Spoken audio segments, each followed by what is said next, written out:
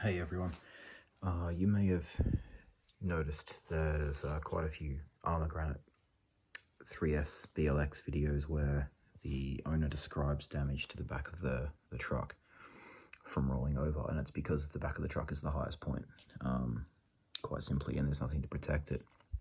And there's also no cage beneath it giving internal support, so it's a pretty sensitive area, I suppose, and very exposed.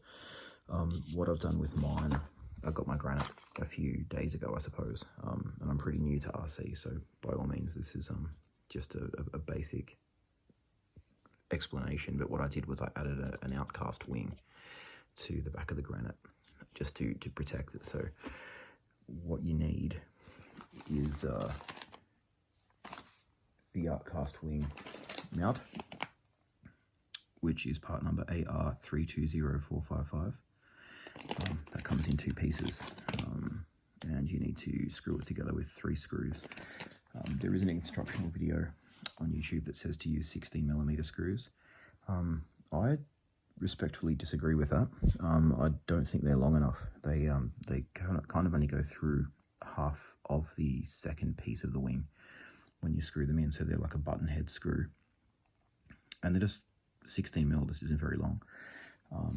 I got the 20mm screws, so part number AR721320. They're another, obviously, 4mm longer, and they just bite better. When you're screwing them in, you just actually feel like they get a good bite of the plastic, and you can feel it really, pulling the two halves of the wing mount together. So that's what I used. You can use whatever you want, I suppose. But anyway, so you first have to remove the standard sort of setup at the rear. So at the rear of mine there's a wheelie bar, which I just don't like wheelie bars. So I took it off completely, so you just need to remove that. And then between the bumper and the, I'm new to all this, I think it's they call it a bulkhead, or it's basically the top of the diff mount, rear of the chassis, whatever you want to call it. There was a spring, which looks like this. So it's this piece of plastic, and that's got 2 little screws in it, and that was supposed to give some buffering between the bumper and the chassis, if you land straight on it and spike it into the ground, I suppose. So anyway, that has to come out, unfortunately. So when you screw on the wing mount, it screws on through the top of the, or the back of the bumper. There's 2 little protrusions that the wing mount clips into. It's pretty obvious which ones they are. It'll sort of, that's the only thing it lines up with. And then there's these 2, you can't really see it because the light is terrible. You can see there's 2 little loops that I'm sort of indicating. They are sort of springs, I suppose. They're not as springy or as soft as the one that we removed, but I mean, that's what's there now. So if you land on the bumper, it's going to hit, the force will transfer through the wing mount into those loops, and I suppose they'll give a little bit. So what I did with the front, you basically have to remove the stock rear body mount. So there's 2 2mm by 12mm, what do they call them? Flat head or hex head screws, cap head screws. That's right. So there's 1 on each side. So you unscrew that with a 2mm hex, and then the wing mount, the chassis mount just slides up and out, and then you can basically hinge into place the new wing mount attached to the bumper. So you attach the wing mount to the bumper, and then you hinge it over, and this these 2 little pieces kind of slide over the top of the suspension mounts, and then they sit here, just leaving a slight gap, and then you put the rear mount back through. Now, I've read people use the front mount. The front mount seems really long. I don't know why you would do that. Maybe they have a different model or something, or a different idea about how this should look or work. But anyway, I just put the standard rear mount back in. There is a how-to that talks about doing this on the big rock, and they say that you have to re-drill these holes. On the Granite 3S, you don't. They line up perfect. So you push this all the way down, it bottoms out, those holes line up again. You put the cap head screws through. Now, what I did just now, I did this the other day, and I've kind of redone it a little bit, was I have added an additional pair of cap head screws in the wing mount itself into the body mount. So I drilled, the holes are there in the wing mount for it, but there was no holes in the body mount for the screws to go into. So what I did was just grab a 2mm drill bit and just pre-drill a hole all the way through. So you can see on the far side mount, you can actually see the end of the screw protruding through. And then I just threaded in a 12mm cap head screw, the same as the bottom. If you want to purchase them, it's these ones here, so AR702002, M2.5 by 12. Yeah, so I just grabbed a packet of them. They're really cheap, just a couple, like $8 or something, Australian dollars. And yeah, so I just used those. So now you've got 2 cap head screws into the body mount through the bulkhead, or the upper diff mount, whatever you want to call it, upper diff cover. And you've got an additional pair of screws that now hold the wing mount to the body mount. I don't know if that was a smart idea doing that, really. It's going to more securely mount the wing, but then it's going to transfer forces more aggressively to that body mount as well. So I don't really know. I'm not Rich Duperbash. I'm not sending this thing at 80 k's an hour off massive jumps. I've kind of crashed it a couple of times and it's tumbled over, and you know, the wing has definitely saved it. Nothing's broken, but I haven't done anything absolutely crazy either. So I mean, do this at your own risk. I'm not really sure what the ramifications of a really big impact in the rear would be, because obviously there's a lot more leverage now on, you know, this structure, because you've got this whole wing up here. But honestly, the way the stock body looks after one run in some cases, like RC Lee just posted a video where he drove a brand new truck and they rolled it over a couple of times and the body looked pretty beat up at the back, which is pretty disappointing for a new truck. I just didn't really want to be in that situation. So anyway, I thought the wing was a pretty good idea for the kind of driving I do, where it's pretty much just light bashing with my son. And if I roll over, it's going to save the body. But then again, like I said, I'm not sending it off huge jumps. So maybe if you had a really big hit, you'd be better off with a stock bumper and that big spring to give you a lot of squish. Really can't say. I don't design these things, but I just sort of calling it like I see it. I think it's probably better to put the wing on to buffer you against, you know, all the little impacts and rollovers that are going to trash the body really quick. And if I ever get to the point where I'm just sending it off huge jumps, then I guess we'll see what happens at that point. So just wanted to point out some of the slight differences. So yeah, use the 20mm screws, not the 16mm screws. They don't stick out the other side or anything there. I reckon they're the perfect length. I also used those screws to affix the 20mm screws, sorry, to affix the wing mount to the bumper. So the video in the Big Rock instructional video also says to use 16s there. I don't reckon they bite well enough. So you screw them in and you kind of think, it kind of has that feeling like it keeps turning, but it doesn't get any tighter, which is not a good thing. But when I used the 20mm screws, it actually bit into some fresh plastic and snugged that wing mount down onto the bumper pretty well. So look, it's up to you. The 16s held, but I think the 20s are better. So I used the 20s there to attach the wing mount to the bumper, and then I used 20s to attach the wing mount to itself, to attach the two halves to each other. And then the 2.5 by 12 cap heads in the wing mount to body mount holes that I drilled. So now there are 2 wings that you can buy, well, 2 outcast wings. Now I'm not super familiar with all the models, but there are these 2 wings basically. So one is slightly smaller, I don't know if you can see it, but one is slightly, I'll put it inside the other one, slightly smaller than the other one. There's not a lot in it, but I bought this one first, and then I bought my son actually a Granite as well, and I got a second wing for him, and I must have been rushing, and I ordered what I thought was an outcast wing, which apparently it is, but it's a slightly different size. So maybe it's a 4S versus 6S thing. If you're interested, the part number for the smaller wing is AR480013, and the part number for the larger wing is AR48006.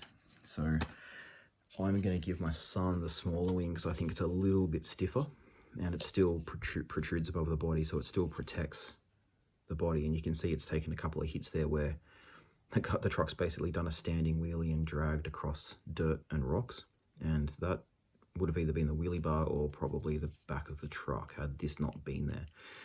So these are pretty cheap. It was $21, and they seem pretty robust. I don't really care about some scratches. It's going to take a lot to break this. This one's slightly bigger, but it's got the same profile, and seems pretty beefy. You can get the dual element. I've seen people saying that they can fit a Typhon or, you know, a Creighton even wing on, but they seem to be like larger and they have dual elements and they just don't seem as strong. I didn't like the styling on the truck either. I kind of just thought a more simple wing would look better, but that's totally up to you. As long as the bolt spacing here is the same, you can attach anything you want. Because I don't have a wheelie bar, this thing will do crazy standing wheelies, but it will actually drag the wing and the bumper at the same time, so they pretty much touch at the same time and give you a really nice, you know, very tall sort of standing wheelie. But they will prevent it from flipping right over, so it's actually really effective. I really like this mod a lot, and I think honestly aesthetically, when you see it with the cover on, it looks amazing. So, but of course, you know, like anything, that's personal preference. You might prefer just the look of the truck. I prefer it with the wing, but it does give it that extra protection. So I just thought that would be a quick little explanation on just a couple of differences that I found anyway between the instructional video that uses the big rock as the example and you doing that same model on the Granite. So yeah, definitely I would recommend using the 20mm screws. The last thing I'll point out, and my body is full of debris because I flipped it upside down, but you've got to cut the body out obviously to allow the wing mount to stick through. So that's the cutout that I did. So you can see this sorry, I'm just using my cell phone here. This taper here, that's stock. It comes up to the number plate, I think, which sits in here. So this little angle cut is stock. And then I trimmed that off slightly all the way up to just below the Arrma sticker. So I did it with electrical wire cutters, which doesn't leave the prettiest cut. You could probably use a cut-off wheel on a Dremel or something, but it was seriously about 12 AM in the house when I was doing this for the first time, so I was not going to fire up a Dremel. But you could cut this with whatever you feel like. If you used a cut-off wheel, I'd recommend you tape the area first so you kind of can control the quality of the cut a little better. But honestly, this is all hidden anyway when the shell is on the truck, so you can't see the rough edges, although I will clean this up a little bit myself. So yeah, pretty much between the M and the R, I could measure it, but it looks like 2.5–3 centimeters or so. It's just the width of the wing mount plus a couple of mil on each side. The other thing you will need to do is you need to trim the wing. All right, if you just cram the shell on with the wing stock, it's going to rub really bad because the shell has got a slight curve to it. All right, and the wing is straight, and the wing also sits a bit too close to the shell anyway. So what I did, I just got a Dremel with a you know, the sandpaper drums, and I just ground it back with a curve here. It's not 100% perfect to the eye, but it's pretty good. And again, this is up against the shell, so you can't see that imperfection when the shell is mounted, or the body shell is mounted, I should say. So anyway, trim it back to flush with the wing support, with the wing mount. So you can see the wing does not protrude any further forward past the wing mount, and that's perfect. So the shell just drops on, and you should be able to just basically put the shell on quite easily. Now, I don't know if this may be why. See, that's on perfect. I didn't have to fight it. I didn't have to do anything ridiculous. It just drops on. So that's what it looks like with the wing. I think it looks pretty cool. From the back, it looks like this. So you can see it sticks up quite a bit higher. I think I like the smaller wing better. you know, it's a little bit, you can see it's a little bit shorter, but I mean, look, I've ordered it now, it's here, I'm not going to send it back, and you know, I just made the decision to run with it. So anyway, seems super sturdy now. Still got a bit of flex in it, so if you do land on a corner, it's still gonna, you know, it's gonna give, which is what you want.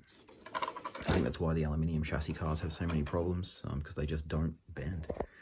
But this has got quite a bit of flex, but the wing mount is still quite sturdy underneath. So anyway, that's my quick explanation. Well, I say quick, it was a 15-minute video, but that's my quick explanation of doing the wing mod. The only tools I really needed to get this done were a 7mm hex to take off the rear wheels, just to make access to those bolts much easier, and sorry, I should have said a 7mm, yeah, 7mm hex socket, and then a 2mm Allen wrench, I suppose you'd call it, screwdriver style. I really like these MIP tools. They're not the cheapest things actually in Australia. Maybe they're cheaper in the US because they're a local brand, but I really like the quality of these.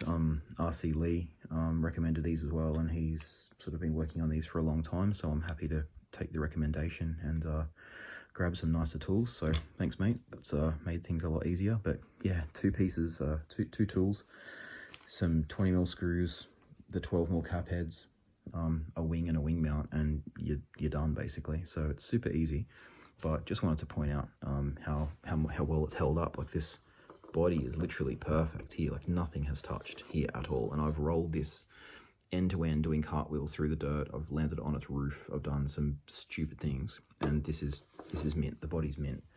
It's got a couple of little scuffs on the top, but honestly, how it's held up is amazing. I just think this is just a natural weak area of the body, and you'll see that in anyone's videos who has these trucks and does any decent jumps, which I don't yet, but you know, I reckon had I landed the way I have a few times, I would have trashed the body by now. So anyway, hope that helps somebody. Just thought I'd do this as a one take on a cell phone. I'm not a content creator, I'm not trying to do this super nice, just trying to show you how to get the job done if you want to do the same thing to your truck. Anyway, enjoy, cheers.